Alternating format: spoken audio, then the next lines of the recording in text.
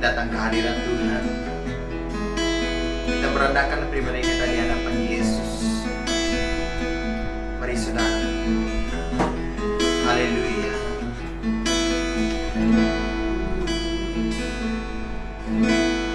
Engkaulah kekuatan,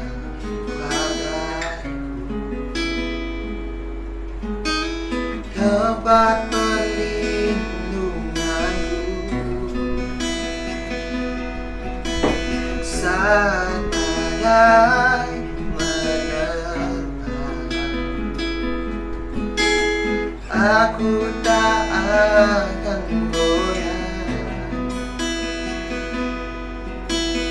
aku tak akan goyah, Kau sertaku.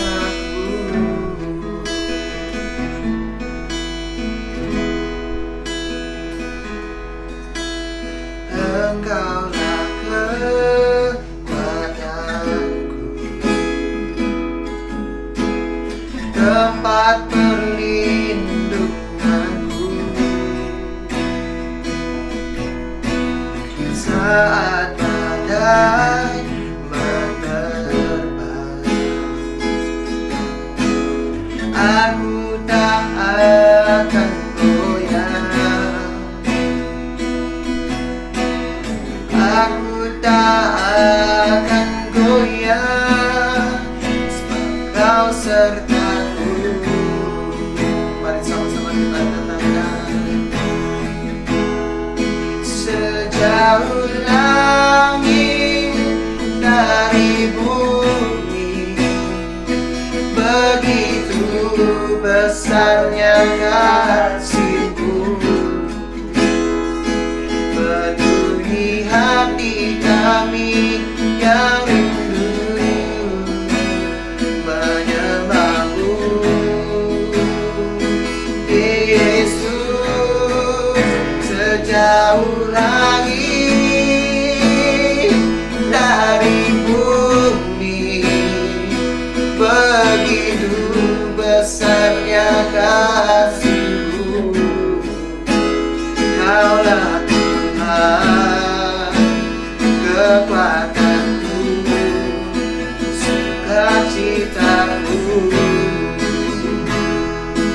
Oh, we worship you, Lord. Mari sama-sama kita katakan, Engkaulah kekuatanku, Engkaulah kekuatanku. Yes, Lord. Tempat perlindunganku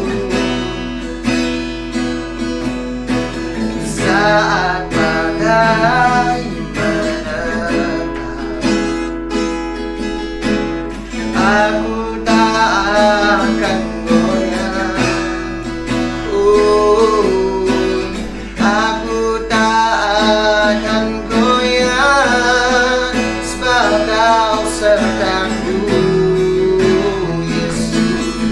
Oh, sejauh langit dari bumi, begitu besarnya kasih-Mu.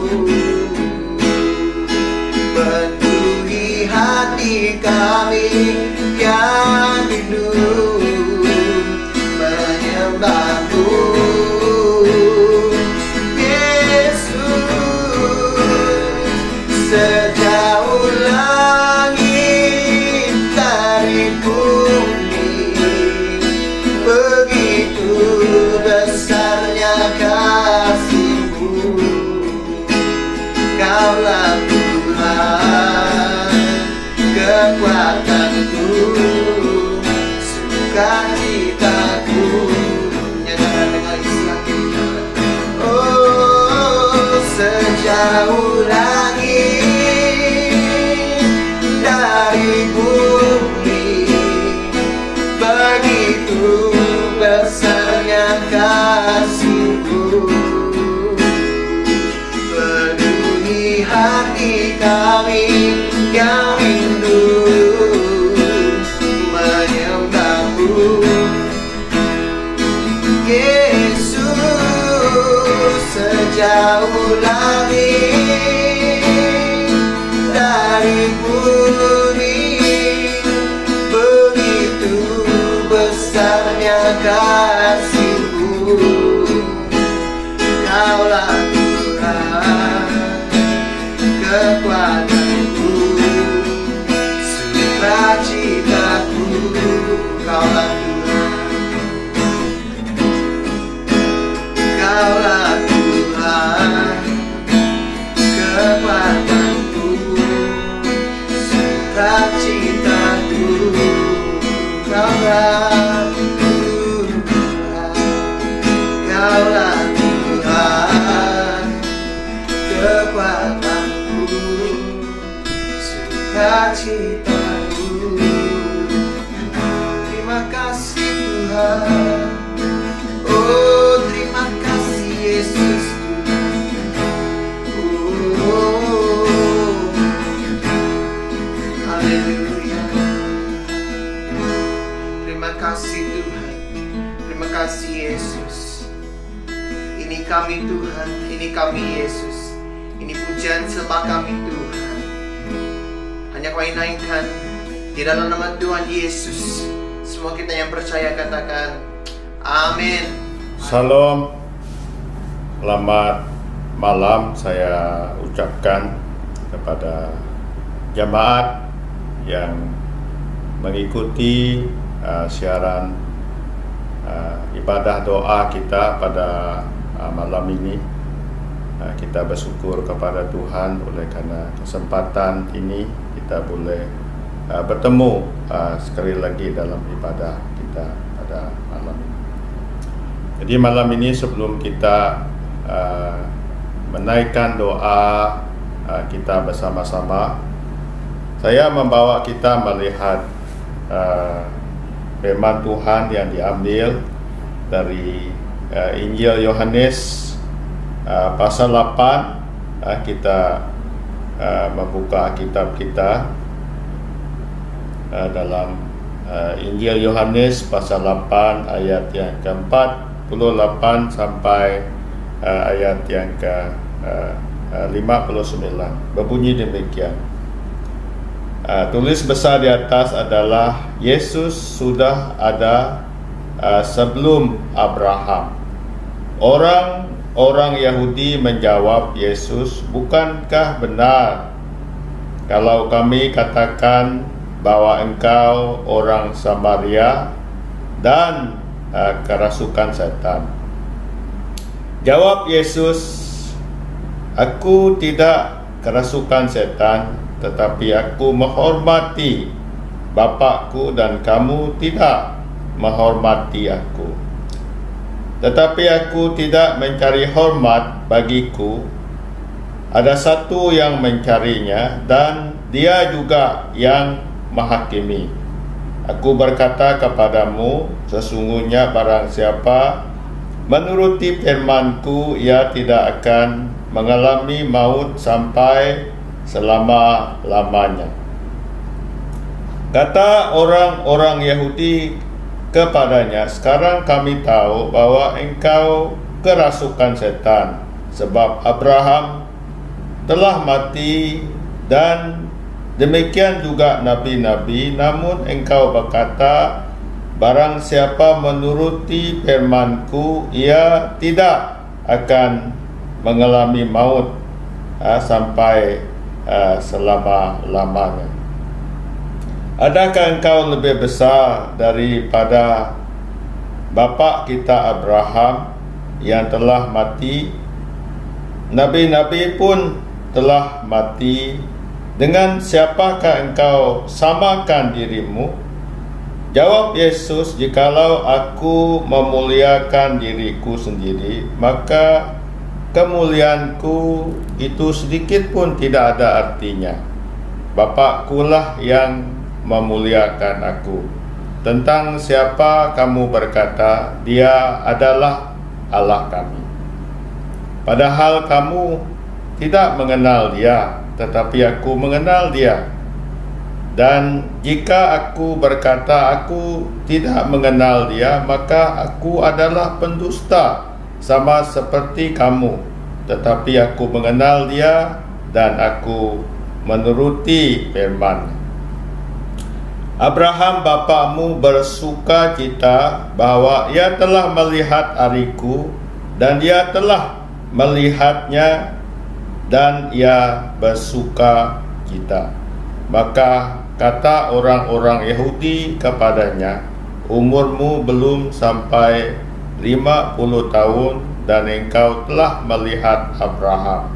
Kata Yesus kepada mereka, aku berkata kepadamu, sesungguhnya sebelum Abraham ada, aku sudah ada.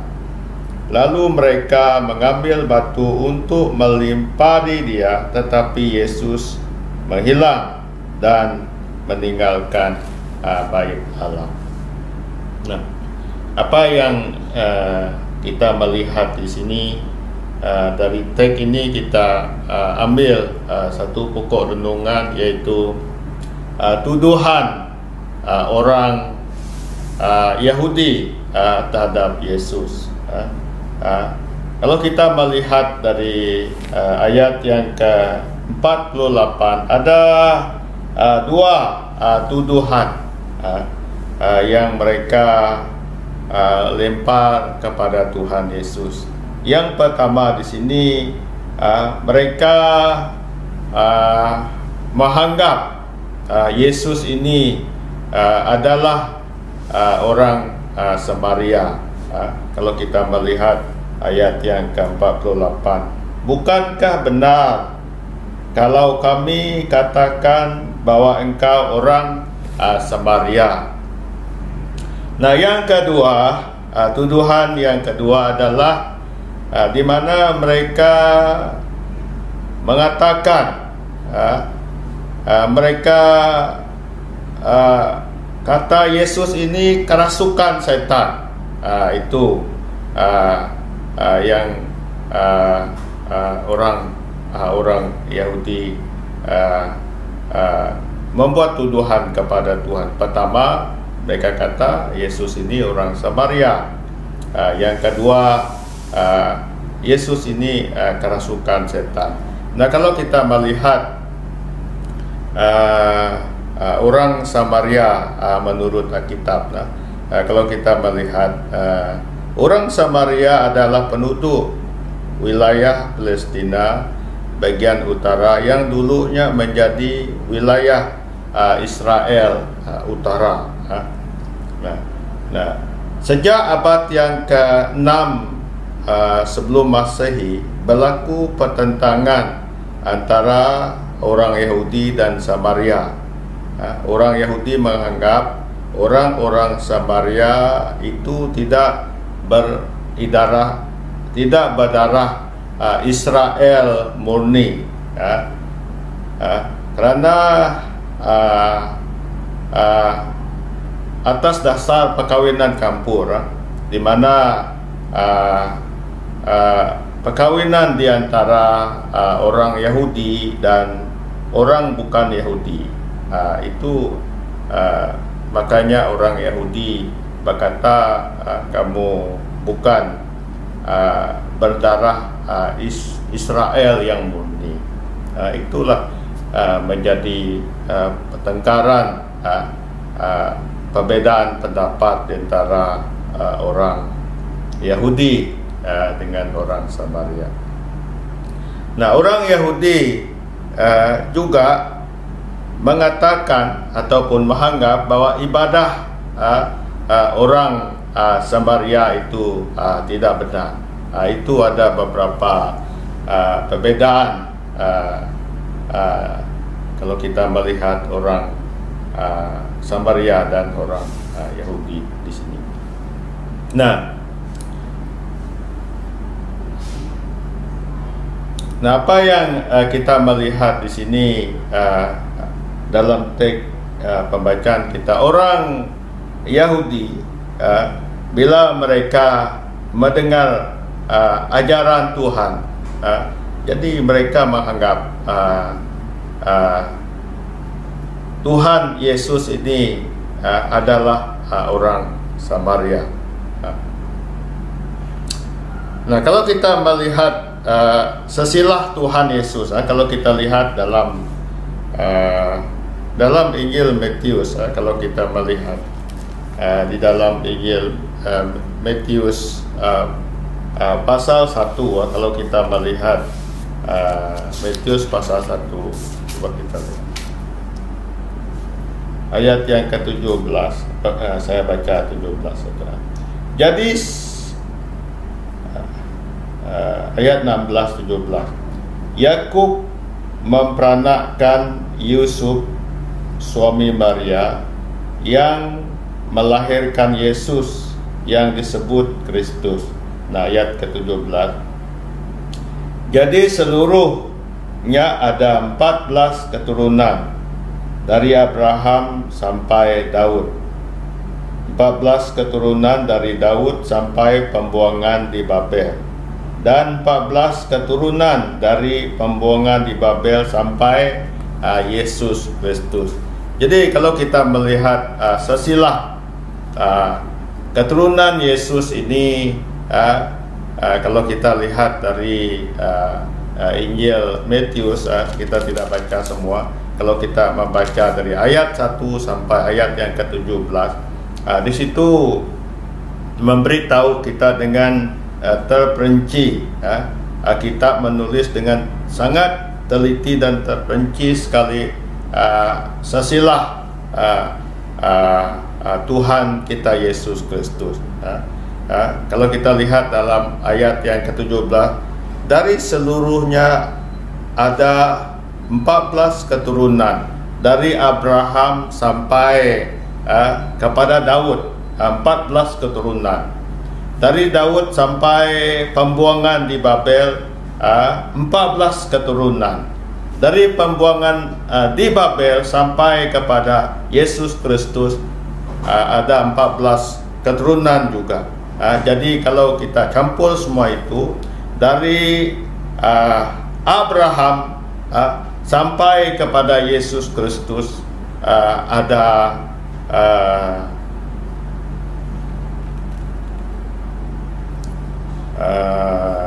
42 keturunan. Jadi kita melihat tidak mungkin orang-orang Yahudi menuduh Yesus bahwa Yesus ini adalah orang Samaria, sedangkan jelas sekali bahwa Yesus ini secara lahiriah dia adalah dari keturunan Israel. Dia adalah orang Yahudi. Apa yang kita melihat di sini juga pada pagi ini, kalau kita melihat ini membuktikan bahwa ini adalah satu tuduhan, di mana karena mereka menolak ajaran Tuhan, maka mereka mengatakan Tuhan kita Yesus Kristus itu adalah orang Samaria. Nah, yang kedua, tuduhan yang kedua, kerasukan setan. Kalau kita lihat dalam Yohanes 8 ayat yang ke-40, tetapi yang kamu kerjakan ialah berusaha membunuh aku. Itu kata Yesus. Seorang yang mengatakan kebenaran kepadamu, yaitu kebenaran yang ku dengar dari Allah, pekerjaan yang demikian tidak dikerjakan oleh Abraham. Itu kata Yesus kepada orang Yahudi, tetapi yang kamu kerjakan ialah berusaha membunuh aku. Nah, oleh karena orang Yahudi menolak ajaran Tuhan, mereka berusaha untuk membunuh Tuhan Yesus. Jadi apa kata Yesus dalam ayat yang ke-44, Yohanes 8 ayat 44? Iblislah yang menjadi bapakmu dan kamu ingin melakukan keinginan-keinginan bapakmu. Ia adalah pembunuh manusia sejak semula dan tidak hidup dalam kebenaran, sebab di dalam dia tidak ada kebenaran. Apabila ia berkata dusta, ia berkata atas kehendaknya sendiri, sebab ia adalah pendusta dan bapa segala pendusta. Nah, jadi ini yang dikatakan oleh Tuhan Yesus kepada orang Yahudi.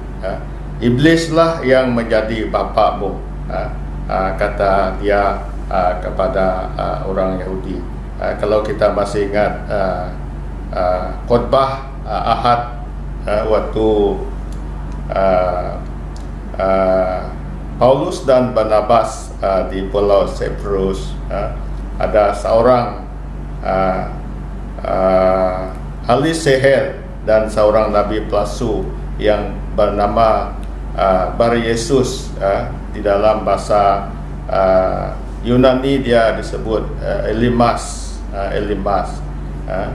Dan iblis berkata, hai kamu anak iblis, kata Paulus kepada Elimas, hai kamu anak iblis, hatimu penuh dengan tipu muslihat, kamu melawan kebenaran, kata Paulus. Nah, di sini Tuhan Yesus berkata kepada orang-orang Yahudi, iblislah yang menjadi bapamu. Jadi orang Yahudi ini dipanggil anak iblis lah, kalau kita melihat, oleh karena mereka hati mereka penuh dengan tipu muslihat dan melakukan segala kejahatan. Jadi ini tuduhan yang dilempar kepada Tuhan Yesus. Jadi Tuhan Yesus juga berkata kepada mereka begini, aku berkata kepadamu, sesungguhnya barang siapa menurut firman-Ku, ia tidak akan mengalami maut sampai selama-lamanya. Nah, apa kata orang Yahudi? Kata orang-orang Yahudi kepadanya, sekarang kami tahu bahwa engkau kerasukan setan, sebab Abraham telah mati, dan demikian juga nabi-nabi. Namun engkau berkata, barang siapa menuruti firman-Ku, ia tidak akan mengalami maut sampai selama-lamanya. Jadi di sini sekali lagi orang Yahudi menduduh Yesus kerasukan setan, oleh karena Tuhan Yesus berkata, siapa yang menurut firman tidak akan mengalami maut sampai selama-lamanya. Jadi orang Yahudi sekali lagi berkata menggunakan Abraham. Kalau kita tahu Abraham ini tokoh orang Yahudi, bapa leluhur, bapa orang beriman. Dia kata Abraham mati, nabi-nabi pun telah mati, dengan siapakah kamu menyamakan diri, kata orang Yahudi. Mereka melihat apa yang dikatakan oleh Tuhan itu, Yesus itu tidak masuk akal mereka. Dan kalau kita melihat juga di dalam ayat 56, Abraham bapamu bersuka cita bahwa ia akan melihat hariku, dan ia telah melihatnya dan ia bersuka cita. Maka kata orang-orang Yahudi itu kepadanya, umurmu belum sampai 50 tahun dan engkau telah melihat Abraham. Kata Yesus kepada mereka, aku berkata kepadamu, sesungguhnya sebelum Abraham jadi aku telah ada. Jadi di sini kita melihat perbezaan pendapat di antara Tuhan Yesus dengan orang Yahudi terhadap Abraham di sini. Mereka kata umur kamu belum sampai 50 tahun, tidak mungkin, kata mereka, engkau telah melihat Abraham. Jadi Yesus kata, sebelum Abraham ada, aku sudah ada. Jadi itu perbedaan pandangan mereka. Kalau kita lihat di sini, orang-orang Yahudi ini, mereka melihat perbedaan ini dari sudut pandang secara lahir, secara akal. Memanglah Abraham ini mati tidak tahu berapa lama sebelum Tuhan Yesus dilahirkan. Tetapi Tuhan Yesus di dalam hal ini dia melihat dari sudut firman Tuhan. Kalau kita masih ingat di dalam Yohanes 1 ayat 1, pada mulanya adalah firman, firman itu bersama-sama dengan Allah, dan firman itu adalah Allah. Ini mengingatkan kita bahwa firman itu adalah Yesus. Pada mulanya adalah Yesus. Yesus itu bersama-sama dengan Allah, dan Yesus itu adalah Allah. Jadi kalau kita melihat juga di dalam ini terjemahan kitab Berita Baik, pada mula pertama ketika Allah menciptakan alam, segala sesuatu berkacau balau, lautan yang bergelora yang menutupi segala-galanya itu diliputi kegelapan yang tidak terhingga, dan kuasalah bertiup di permukaan air. Nah, kalau kita melihat pada mulanya adalah Allah. Kalau kita melihat dalam firman, dunia ini gelap.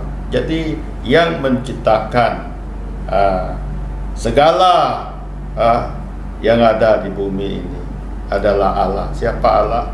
Kalau kita lihat di dalam Yohanes, pada mulanya adalah firman, firman bersama-sama dengan Allah, dan firman itu adalah Allah.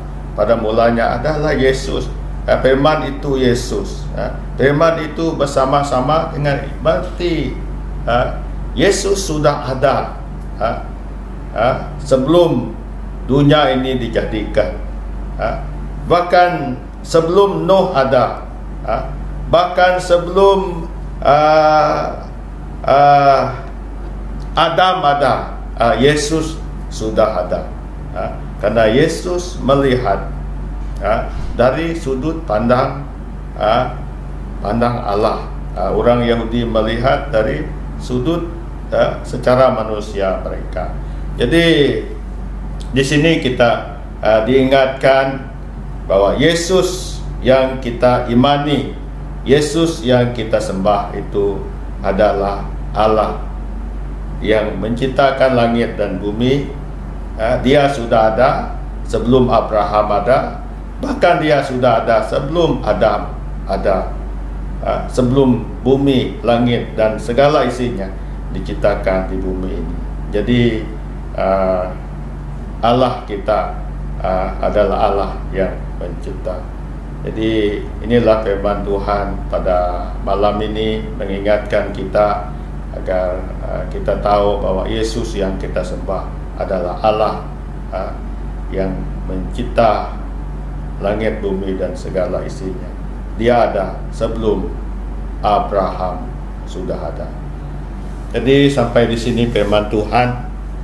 Mari kita berdoa. Kita naikkan beberapa perkara doa kita pada pada malam ini kita terus doa untuk negara kita yang sedang dilanda oleh COVID-19. Kita terus doa agar penyakit tersebut terus dihancurkan dalam Tuhan kita Yesus Kristus. Kita juga doa anak-anak kita yang di bangku sekolah yang sedang bercuti. Kita doa agar di waktu musim cuti oleh karena sekolah ditutup, kita doa agar Tuhan lindung, jaga mereka, baik mereka di rumah, baik dimanapun mereka berada. Waktu mereka belajar di rumah, biarlah Tuhan tolong mereka boleh memahami apa yang diajar oleh cikgu mereka lewat online. Kita doa mereka. Kita juga terus doa untuk jamaat yang sakit. Kalau kamu tahu ada jamaat kita yang sakit dimanapun mereka berada, kita mohon agar Tuhan yang menyembuh. Kita juga ingatkan bagi keluarga kepada cikgu Luciana, di mana nenek mereka yang telah dipanggil Tuhan balik ke pangkuan Tuhan. Kita doa agar Tuhan beri kekuatan, beri penghiburan kepada keluarga besar. Kita doakan jamaat kita dimanapun mereka berada, asnya sepanjang ujung minggu ini Tuhan jaga, Tuhan lindung mereka. Kita doa untuk program gereja. Setiap malam Kamis ada persekutuan doa, ibadah raya pagi Ahad jam 9. Kita serah kepada Tuhan. Kita juga doa untuk projek Akar Baik yang sedang berlangsung. Kita berdoa agar projek tersebut berjalan dengan lancar. Kita doa untuk pekerja agar Tuhan lindung, jaga mereka. Mari kita doa bersama-sama. Saya pimpin kita di dalam doa.